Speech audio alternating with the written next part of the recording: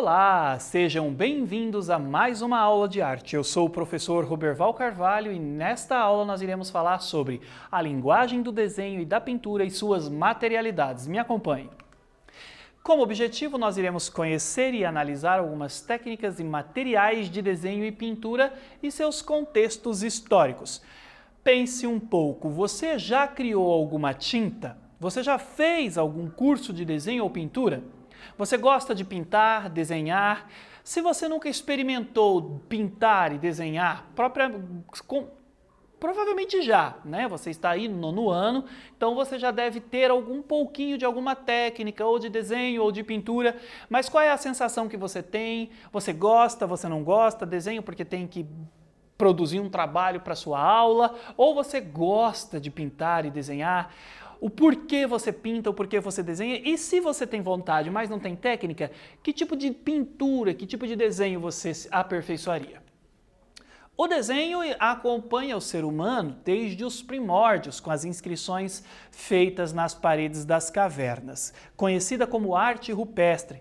De lá para cá foram criados e utilizados uma diversidade de materiais para desenhar e pintar. Então vamos conhecer alguns desses materiais. Lembrando que as pinturas rupestres, aquelas pinturas nas paredes das cavernas, os homens primitivos pintavam ali cenas do seu dia a dia, né? Crianças brincando, pintavam a caça, e para eles aquilo, de repente, por um momento embora talvez não fosse assim que pensasse, mas como registro, como forma de repente, guardar o que eles faziam, mas pode ter começado pela curiosidade o desenho também, a exploração dos materiais da pintura. A têmpera é uma técnica de pintura na qual os pigmentos ou os corantes podem ser misturados com um aglutinante. Esse aglutinante pode ser uma mistura de água e gema de ovo. O ovo pode ser inteiro ou somente a clara. Olha que legal, gente. Então, uma técnica, né, a têmpera, utiliza a mistura de água e gema de ovo. Olha que interessante. Você já sabia disso? A técnica de pintura à têmpera, ela foi largamente utilizada na arte italiana nos séculos XIV e XV, tanto em afrescos como em painéis de madeira. Leonardo da Vinci usava a têmpera para poder pintar, produzir suas obras. Dadas as limitações da técnica na gradação das tonalidades de uma cor, ela viria a ser substituída, no caso a têmpera, por pintores e artesãos pela pintura a óleo. Olha que legal! Então, a pintura a óleo substitui a têmpera. Observe ao lado a pintura com a técnica de têmpera. Dizem, eu nunca utilizei essa técnica, né? Mas dizem que a têmpera fede, tá? E aqui nós temos um exemplo desta pintura da têmpera. Lembra? Água e ovo. A pintura a óleo, ela é considerada a técnica mais tradicional de pintura. É uma técnica artística que consiste no uso de tintas à base de óleo. Elas são aplicadas em superfícies de madeira ou tela de algodão cru. Além de outros materiais, basicamente, utilizam-se pincéis ou espátulas para a sua aplicação. Então, a pintura a óleo, você vai utilizar ou pincéis ou a espátula para poder realizar os desenhos. Lembrando que essa tinta, né, ela é melhor aplicada na madeira ou em tela de algodão cru. Grande parte das referências acerca da história da arte indicam que esta técnica de pintura surgiu na Europa no século XV e foi atribuído aos irmãos Van Eyck. A pintura a óleo deixava um acabamento mais bonito e ressaltava as cores. Leonardo da Vinci foi um dos pintores que utilizou a tinta a óleo. Observe a obra ao lado e o resultado que a tinta proporciona. Aqui nós temos, né, a obra de Ginevra de Benci. O artista é o Leonardo da Vinci. Ele utilizou para esta obra tinta a óleo e ela foi criada em 1474. Olha só que bonita que fica a pintura realizada com a tinta a óleo. Muito linda mesmo. Será que existe alguma diferença lá na têmpera, na pintura que foi feita com têmpera, e nesta daqui, que é feita com a tinta a óleo? Tirando o cheiro, que com certeza ela tem diferença, o que pode haver de diferente entre uma técnica e outra? Vamos então a uma atividade. Analisando as obras, uma feita com a técnica de têmpera e a outra com óleo sobre tela, o que te chamou mais a atenção? Qual dos resultados você gostou e por quê? Eu já volto.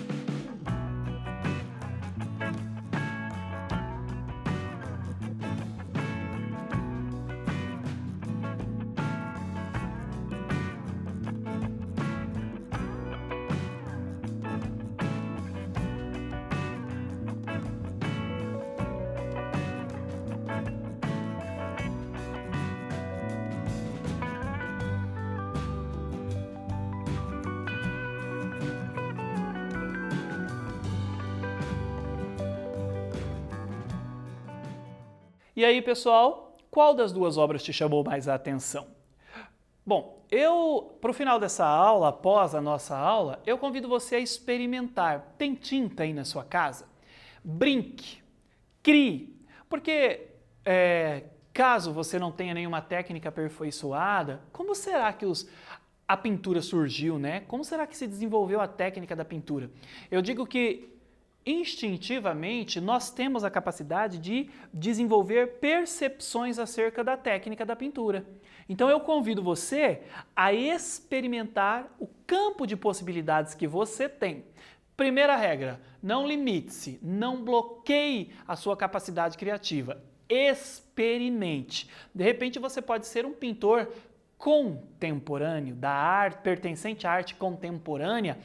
E o que é a arte contemporânea? Ela ultrapassa os limites da arte tradicional, que é essa que nós estamos vendo aqui, e nos dá novos olhares sobre as possibilidades de se comunicar através da arte. Com o desenvolvimento de novos equipamentos, como a bisnaga descartável para embalagem de tinta, criada em 1841, e logo produzida comercialmente, a disponibilidade de tintas prontas encoraja os artistas a experimentarem novos tons e a saírem dos ateliês, surgindo o estilo de pintura ao ar livre. Olha que legal! Então, a partir de 1841, nós temos as tintas que são produzidas para comércio, né, para serem comercializadas, prontas. Isso daqui, ó, leva os artistas a saírem dos ateliês, surgindo o estilo de pintura ao ar livre. Mas, gente, nessa informação aqui, também tem muitas outras coisas que nós podemos, que nos faz lembrar. Por exemplo, o que aconteceu no final da primeira metade do século XIX, 1841 é século XIX. O que aconteceu do final da primeira metade do século XIX perpassou por todo o século XIX e chega até os dias de hoje? O surgimento da fotografia. E a gente sabe que com o surgimento da fotografia, os artistas deixaram de ter o compromisso de retratar a realidade tal qual como ela era e buscar novas possibilidades de pintar. Tanto que aqui, ó, eles saem dos ateliês, isso aqui também representa o momento em que os artistas deixam os ateliês, a arte acadêmica, de pensar o academicismo e vão ao ar livre pintar as pessoas na rua, pintar as imagens da paisagem, brincar, né, com o jogo de luzes, experimentar a claridade, a luz ao ar livre. E isso nós vamos chamar, né, tem um nome, esse movimento nós vamos chamar de impressionismo na história da arte. Aqui nós temos uma obra de Claude Monet, Mulher com Sombrinha. Olha que bonito essa imagem. Isso aqui, gente, é impressionismo, tá? Veja que já há um descomprometimento aqui, ó, com a pintura perfeita, com a imagem perfeita da sombrinha, da mulher, né? Como vocês viram ali nas pinturas anteriores nessa aula. Mas olha aqui, ó, as pinceladas já são mais rápidas, você não vê nitidamente o rosto de uma mulher, né? Mas você entende a forma do corpo de uma mulher. Então isso daqui é uma pintura feita ao ar livre. E geralmente essas pinturas elas tinham que ser rápidas por causa da luz, né? O dia está acabando, a troca das luzes pode interferir na obra do artista. A aquarela é uma técnica de pintura em que os pigmentos são geralmente dissolvidos em água. Estima-se que a técnica tenha surgido há cerca de 2000 anos. Na China, observe ao lado um exemplar de uma pintura em aquarela. Olha que linda esta imagem chinesa. Me dá um tom de leveza, me suaviza, me dá tranquilidade. Eu gosto de imagens assim. Um outro material muito utilizado na pintura é o giz pastel. Há dois tipos, o giz pastel seco e o pastel oleoso. O giz pastel seco é um material artístico bastante antigo, já utilizado por Leonardo da Vinci, que se referia a ele como um material elegante que servia para pintar a seco. Ele pode ser usado em quase qualquer tipo de papel, mas possui uma desvantagem na sua utilização. É praticamente impossível apagá-lo sem que fiquem vestígios. O giz pastel oleoso, então. O giz pastel oleoso já é mais recente, sua fabricação é semelhante à do giz pastel seco, mas com a adição de óleo. Ele pode ser diluído em um suporte para pintura e pode ser usado como um pincel, o que o deixa bem diferente do pastel seco, que é usado à mão livre. Bom, ao contrário do giz seco, o oleoso é bastante fácil de ser apagado. Para aplicar a cor, é só arrastá-lo sobre o papel com os dedos e o resultado vai depender da pressão aplicada. Aqui nós temos duas imagens em que é usado o giz pastel seco e o giz pastel oleoso.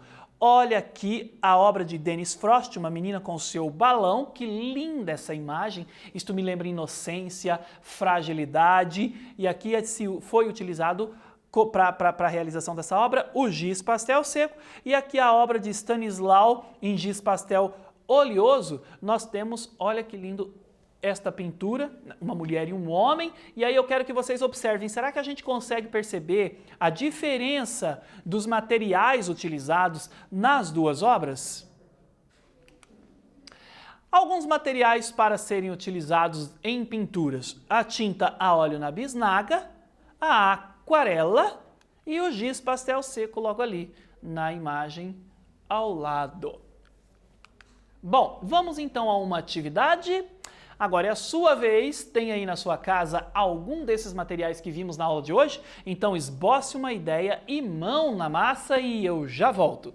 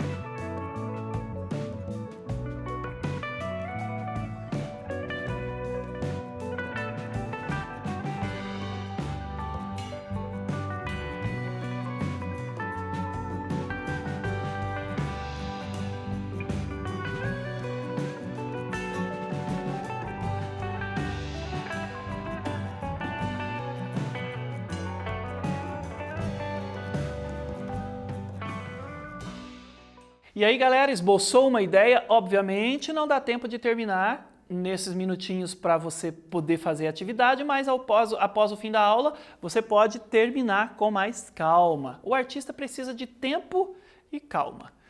Bom, que tal agora você tirar um tempinho para apreciar na web algumas obras do impressionismo? Lembra da Mulher com a Sombrinha? E neoimpressionismo? O neoimpressionismo seria após o impressionismo e a palavra neo significa novo, então é novo impressionismo e aqui dentro está o pontilhismo. Preste atenção em como os artistas aproveitam os materiais utilizados para a criação de suas obras. Essa dica eu vou deixar para que vocês façam após a nossa aula. Nessa aula, pessoal, nós vimos algumas técnicas de desenho e pintura, os materiais utilizados e seus contextos históricos. Eu espero que vocês tenham gostado e até breve!